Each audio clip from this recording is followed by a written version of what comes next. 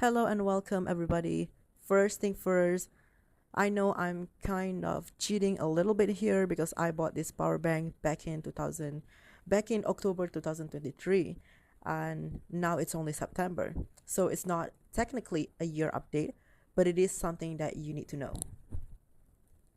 But first, some disclaimers. As always, this video is meant for educational purposes. I bought this product with my own money and nobody sponsored me to make this video. Please watch this video until the end to make sure you don't miss any important information.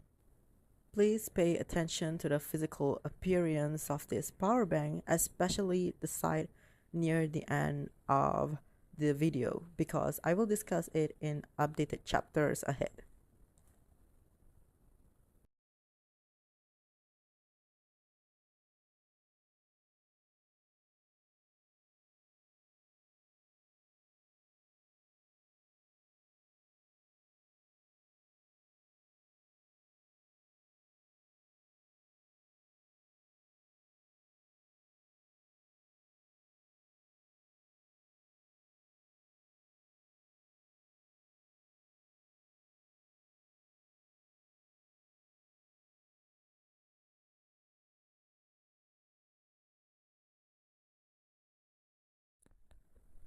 So I was planning to make this video in November, but I changed my mind because I need to focus on making my 2024 skin lightening series slash playlist.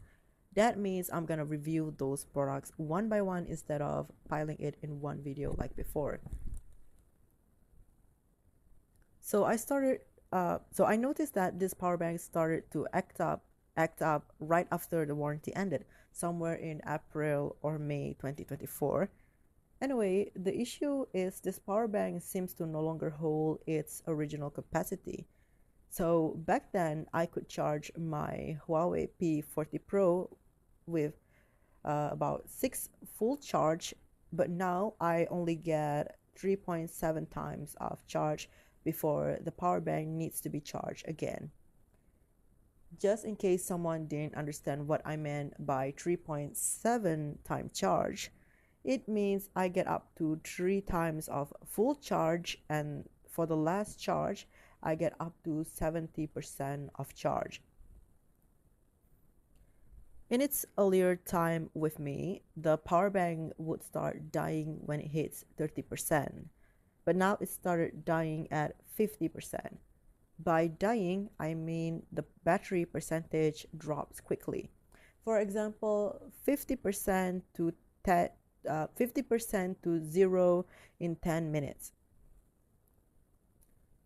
To be honest, I'm not sure if this problem was caused by me being a bad owner or it's just Remax is using a low quality battery.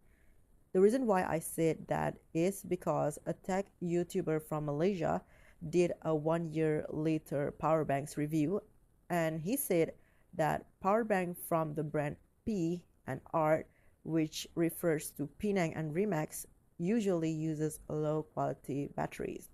I will provide a link to that video in the description so you can watch it for yourself. Though I should note that he did that video in Malay language. And for the record, I tried my best to extend the power bank's battery life by doing things like number one, preventing overexposure to heat and keeping it in a dry place. I never left my power bank in the car. If I had to use the power bank when going somewhere, I would carry it all the time. Number two, I try not to overcharge it. I'm not sure how long leaving the power bank plugged into the wall socket while it's fully charged would be considered as overcharging a power bank. But I do get some tips saying we should charge the power bank before it completely dies, and it is best to unplug the power bank as soon as it hits 100% charge. Although another says it's okay to leave it plugged in as long as you're using an original or high quality charger. While another tip recommend that we should charge the power bank with 5-volt and 2.4 amperes charger, aka 12-watt charger, to extend the power bank's battery life. I admit that I did forget to unplug the power bank after it hits 100% right away.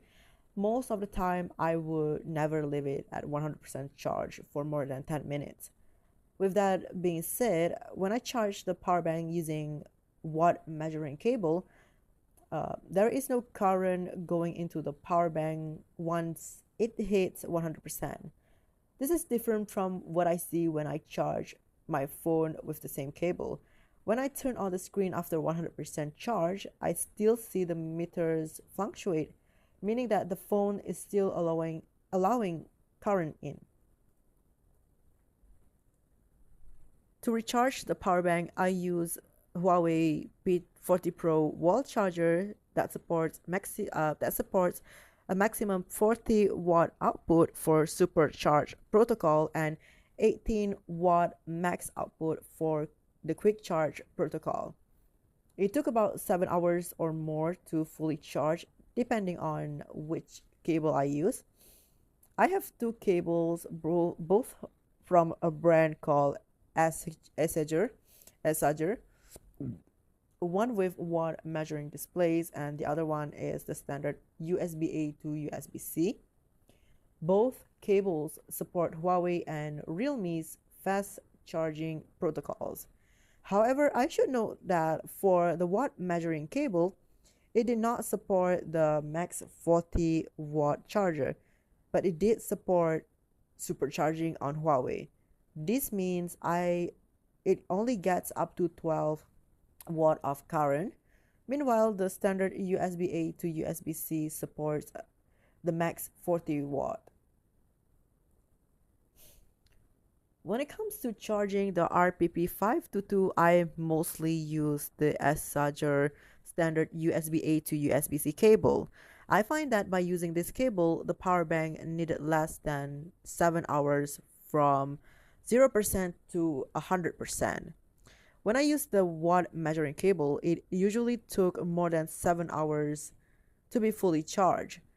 I don't know what fast charging protocols the power bank is using to charge itself, but I do know that the RPP 522 Type C port only supports up to 20 watt of maximum output and input. Number 3, I try not dropping the power bank.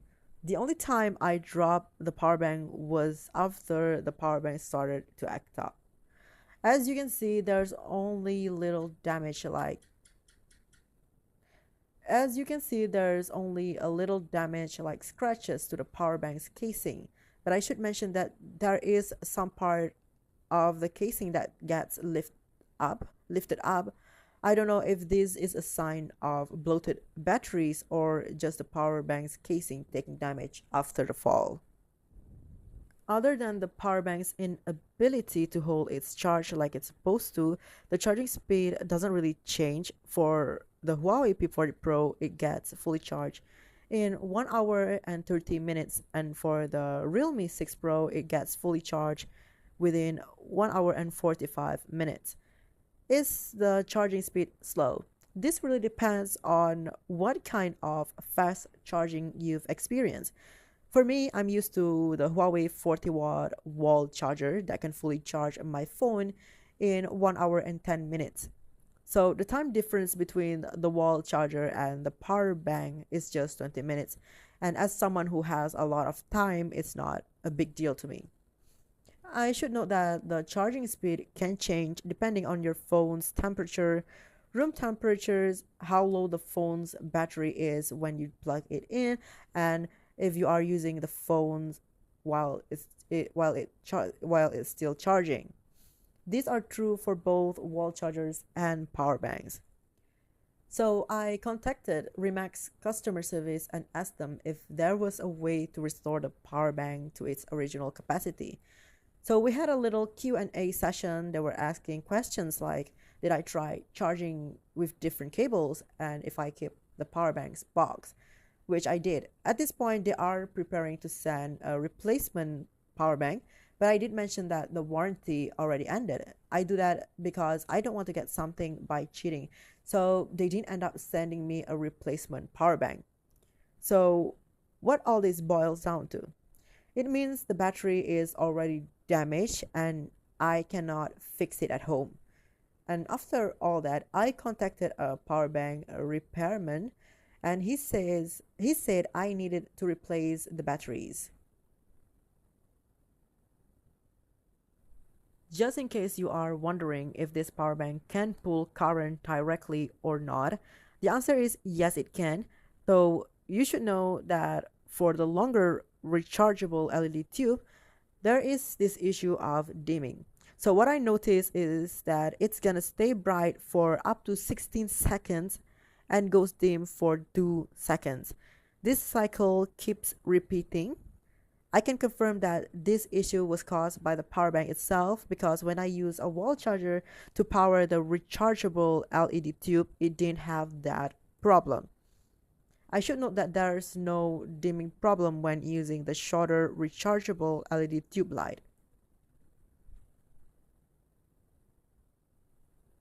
This USB fan doesn't use a battery. It draws power directly from a wall charger or a power bank.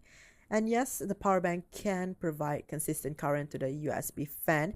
In my test, it only used 6% of the battery after 2 hours of continuous use. So, what do I think of this product? I do love it because for the price, its capacity is huge, 30,000 mAh, and it supports 22.5 watt output for supercharging protocol on Huawei's phone. The product is very cheap, especially when you buy it during promo sales. The original price for RPP 522 was 70 ringgit, but with a promo voucher and free shipping voucher, the price was discounted to 55 ringgit, or when converted to USD, it's $12 and 67 cent. Would I recommend buying this power bank to my audience? The answer is yes. However, you should be prepared to accept the possibilities of this power bank losing the ability to hold its original capacity very quickly. So my advice in this regard is to buy a power bank that comes with at least 1 year warranty for better peace of mind.